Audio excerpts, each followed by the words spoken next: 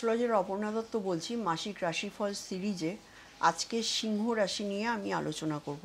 প্রথমে গ্রহগত অবস্থানগুলো বলে নিই, তারপরে ইন্টারপ্রিটেশন করব। প্রথম কথা হচ্ছে রাশির লগ্নে মানে রাশির প্রথমভাবে মঙ্গল আর কেতু বসে আছে। দ্বিতীয় ভাব ফাঁকা, তৃতীয় ভাব ফাঁকা, চতুর্থ, পঞ্চম, সপ্তমে গিয়ে কিন্তু রাহু একটা কালসর্প তৈরি হয়ে রয়েছে 1-7 অ্যাক্সিসের ওপর।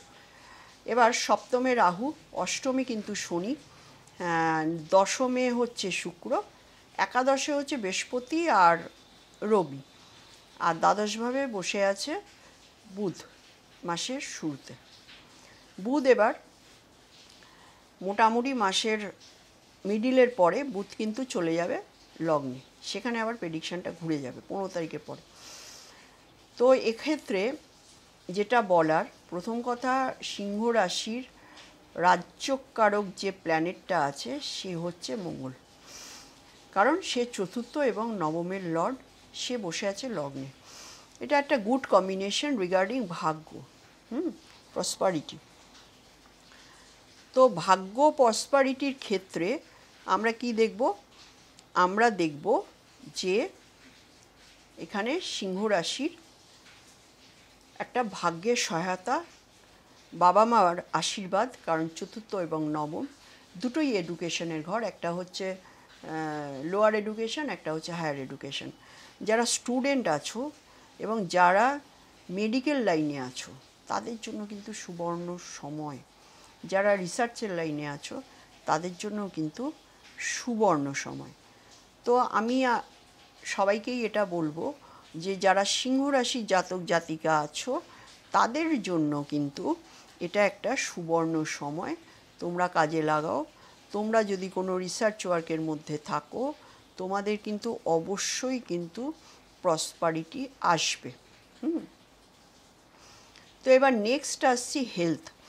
দেখো, লগ্নে মঙ্গল বসে আছে। মঙ্গল হচ্ছে একটা ফায়ারি প্ল্যানেট, তোমার রাশির ঘরও ফায়ারি রাশি। তত্ত্বগতভাবে মঙ্গল কিন্তু গাড্ডায় পড়ে নেই, মঙ্গল ঠিক আছে, কারণ মঙ্গল একটা ফায়ারি প্ল্যানেট এবং মঙ্গল হচ্ছে ফায়ারি সাইনেই বসে আছে, ফ্রেন্ডলি সাইনে বসে আছে।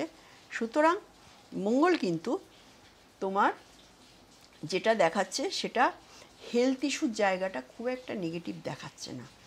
সমস্যাটা হচ্ছে, দেখো, ফোর্থের কোরুলার হচ্ছে কেতু, মানে স্করপিওর কোরুলার মানে বৃশ্চিকের কোরুলার হচ্ছে কেতু। সুতরাং কুজবৎ কেতু, একটা উল্লেখ আছে পরাশর ঋষির, কুজবৎ কেতু শনিবৎ রাহু। সেক্ষেত্রে মঙ্গল কিন্তু কেতু সংস্পর্শে থাকলেও অ্যাজ অ্যান ম্যালিফিক প্ল্যানেট, এটা ম্যালিফিক অ্যাসোসিয়েশন তো নো ডাউট, কিন্তু প্ল্যানেট না কয়েকটা লেয়ারে গিয়ে কাজ করে। প্ল্যানেট একেবারেই প্রমিনেন্টলি মঙ্গল কেতু মানেই খারাপ দেবে এটা কিন্তু নয়। লেয়ার নাম্বার 1 তোমার রাজ্যকারক প্ল্যানেট, লেয়ার নাম্বার 2 দুটোরই তত্ত্বগত একই তত্ত্ব, লেয়ার নাম্বার 3 কেতু হচ্ছে মঙ্গলেরই কোলর্ড। সুতরাং আমি এটা দেখছি না যে সিংহ রাশির ঘরে মঙ্গল কেতুর অ্যাসোসিয়েশনে কোনো ক্ষয়ক্ষতি আছে, আমি এটা দেখছি না। আমার ব্যাখ্যাটা আমি দিলাম। এখানে যেটা বলার, অ্যাজ এ ম্যালিফিক প্ল্যানেট, এবং তোমার রাশির ঘরটা হচ্ছে ক্রূর, রাজার ঘরে কে বসে আছে? মেজর জেনারেল বসে আছে। রাজার ঘর সিংহ রাশি এবং মঙ্গলকে মেজর জেনারেল, লেফটেন্যান্ট জেনারেল। সুতরাং তোমার যতদিন মঙ্গল এখানে থাকবে একটা উগ্র মেজাজ, প্রচণ্ড উগ্র মেজাজ, এবং সেলফ কনফিডেন্স লেভেল একদম হাই। মনে হচ্ছে দুনিয়াটা তোমার হাতের মুঠোয়, সিংহ রাশির যারা আছো। তো এই জায়গায় কিন্তু একটা শরীরের ভেতরে, মনের ভেতরে একটা হিট জেনারেট হবে, যেটা পরবর্তীকালে কিন্তু তোমার প্রেশারের জায়গাটাকে up down up down up down, এবং কখনো কখনো হাই প্রেশার ধরা পড়বে সিংহ রাশি যারা আছো, এত পরিমাণ হিটেড বডি হয়ে যাবে, এটাই নেগেটিভিটি। তো এখানে বলার যেটা আছে, একাদশের লর্ড দ্বাদশে বসে আছে। যারা ফরেন কোলাবোরেশনে আছো তাদের একাদশের লর্ড দ্বাদশে, সেটা ভালো। আর যেটা খারাপ সেটা হচ্ছে যে একাদশের লর্ড যখন দ্বাদশভাবে বসে আছে তখন ইনভেস্টমেন্ট থেকে কিন্তু একটা আয়ের সুযোগ আমি দেখতে পাচ্ছি, কিন্তু নতুন করে ইনভেস্টমেন্ট আর করো না যতদিন মার্কারি এখানে থাকবে, কারণ এখানে মার্কারি কিন্তু আবার রেট্রোগেটও হচ্ছে 18ই জুলাই। তো মার্কারি রেট্রোগেট হলে তোমার একাদশ এবং দ্বিতীয় লর্ড যখন রেট্রোগেট হয়ে যাবে 12 তখন কিন্তু আমদানিটা কমে যাবে অটোমেটিক্যালি। এবং যারা শেয়ার মার্কেটে আছেন তাদের ক্ষেত্রেও আমি কিন্তু 18ই জুলাইয়ের পরে খুব বুঝে শুনে ইনভেস্ট করবেন। 18ই জুলাই মার্কারি রেট্রোগেট হয়ে যাচ্ছে আপনার 12 হাউসে, একাদশ আর দ্বিতীয় লর্ড। সুতরাং এই জায়গাটা কিন্তু বি কনসাস, কারণ আপনাকে কিন্তু এই সময়টা রেট্রোগেট পরিস্থিতিতে প্ল্যানেটরা সেভাবে ফল দিতে পারে না। তো সেক্ষেত্রে কিন্তু আপনাকে একটু থেমে যেতে হবে মাসের 18 তারিখের পর থেকে। পরবর্তীতে আগস্ট মাসে কী হবে সেটা আগস্ট মাসে আমি বলবো। জুলাই মাসে আপনার সপ্তমে কিন্তু রাহু, লগ্নে কেতু। যারা ফরেন কোলাবোরেশনে পার্টনারশিপে আছেন তাদের জন্য ভালো। আদারওয়াইজ ফরেন কোলাবোরেশন ছাড়া আপনার কিন্তু পার্টনারশিপ ইস্যু থেকে সমস্যা আসবে। বিবাহিত জীবনে সমস্যা আছে, অষ্টমে শনি বসে আছে, ভ্যারাইটিস টাইপের রোগ ভোগ। অষ্টমে শনিকে কণ্টক শনি বলা হয়, কারণ সে অষ্টম ভাব থেকে দশম ভাবকে দেখছে, সে অষ্টম ভাবকে সেকেন্ড হাউসকে দেখছে এবং অষ্টম ভাব থেকে সে পঞ্চম ভাবকে দেখছে। তাহলে এই যে এরিয়াগুলো দশমভাবে বসে মানে দৃষ্টি দিয়ে আপনার কর্মের জায়গাটাকে সংকুচিত করে নিয়ে আসছে, ছোট করে নিয়ে আসছে। শনির ট্রেটই হচ্ছে সংকোচন, সিঙ্ক বানানো। দ্বিতীয়ভাবে দেখছে মানে আপনার ইনকামের জায়গাটা আস্তে আস্তে আস্তে আস্তে কিন্তু কমে আসছে। সেকেন্ড হাউসের দৃষ্টি, শনির দৃষ্টি। আর পঞ্চমভাবে দেখছে, পঞ্চম ভাব মানে আপনার বুদ্ধির জায়গা, বুদ্ধির জায়গা আপনার সন্তানের জায়গা, দুটোই কিন্তু মানুষের জীবনে ভীষণ ইম্পর্টেন্ট জায়গা, সেখানে কিন্তু শনি দেখছে। তো শনির ক্রেডিট ডেবিটের খাতা কিন্তু এই তিনটে জায়গায় খুলবে, দশমে খুলবে, দ্বিতীয়ভাবে খুলবে, পঞ্চমভাবে খুলবে। সুতরাং বি কেয়ারফুল, কর্মের জায়গা, পরিবারের জায়গা, অর্থের জায়গা এবং সন্তানের জায়গা, ক্রিয়েটিভিটির জায়গা। যারা ক্রিয়েটিভ ফিল্ডে আছেন সিংহ রাশি, এদের সময়টা কিন্তু একটু টার্ময়েল। যারা ফেসবুক, ইউটিউব এসব নিয়ে যাদের প্রফেশন, তাদের জায়গাও কিন্তু সমস্যা আছে। এবং এখানে সবথেকে যেটা প্লাস পয়েন্ট, যেটার জন্য সিংহরাশিরা এ বছরটা বাঁচবেন, বাট পরের বছর কিন্তু খুব মুশকিল। জুপিটার কিন্তু 12তে চলে আসবে। জুপিটার যতদিন একাদশে থাকবে 3, 7, 11th হাউসকে জুপিটার চাঙ্গা রাখবেন। থার্ড হাউস মানে আপনার যে স্ট্রাগলের জায়গা, থার্ড হাউস মানে কি পুরুষার্থ, থার্ড হাউস আমাদের স্ট্রাগলের জায়গা, সেখানে জুপিটার আপনার স্ট্রাগলকে মিনিমাইজ করে দিচ্ছে। আর সেভেন্থ হাউস হচ্ছে আপনার বৃদ্ধির জায়গা, বৃদ্ধি। ফার্স্ট হাউস হচ্ছে আপনার বুদ্ধি, ফোর্থ হাউস হচ্ছে শুদ্ধি, সপ্তম ভাব হচ্ছে বৃদ্ধি, দশম ভাব হচ্ছে সিদ্ধি।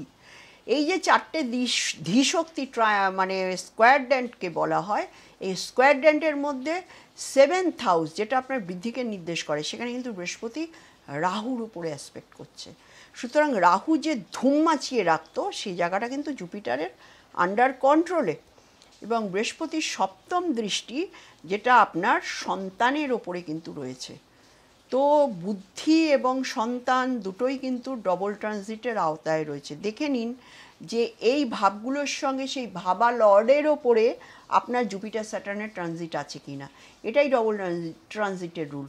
যে ওই ভাবা লর্ডগুলোর ওপরে যদি বৃহস্পতি শনির যে কোনো একটা প্ল্যানেটের গ্রহের মানে সেই হাউস লর্ডের ওপরে যদি থাকে, তাহলে কিন্তু আপনি সেই জায়গায় বিরাট সাফল্য পেতে চলেছেন।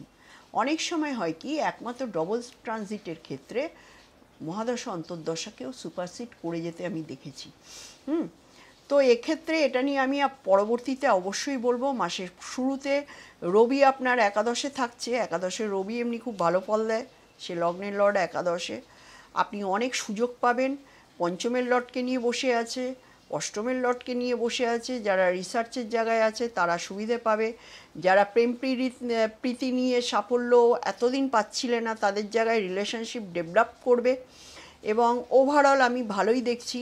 শরীর স্বাস্থ্যের জায়গাটাও সিংহ রাশিদের জন্য ভালো দেখছি।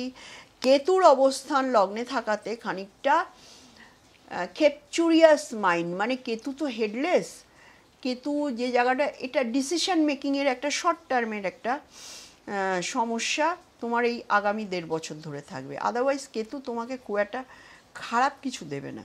হ্যাঁ, তো এখানে নক্ষত্রগত ব্যাপারটা আমি আর আজকে বলছি না, শুধু এটুকুই বলবো যে শনি যে যে ঘরের দিকে দৃষ্টি দিয়ে আছে, শনির সেই দৃষ্টিকে স্টাডি করে তোমরা যদি নিজের কর্ম জায়গাটাকে অতিরিক্ত পরিশ্রম দিয়ে কিছুটা ম্যানেজ করে চলতে পারো, তাহলে আমার মনে হয় না ঢাইয়া শনিতেও কিন্তু তুমি অনেক ভালো প্রসপারিটি পেতে পারো। কারণ অষ্টমে শনিকে বলা হয়, অষ্টমে শনির ট্রানজিটকে বলা হয় ঢাইয়া শনি। এটা সাম কাইন্ড অফ 2.5 বছরের সাড়ে সাথী।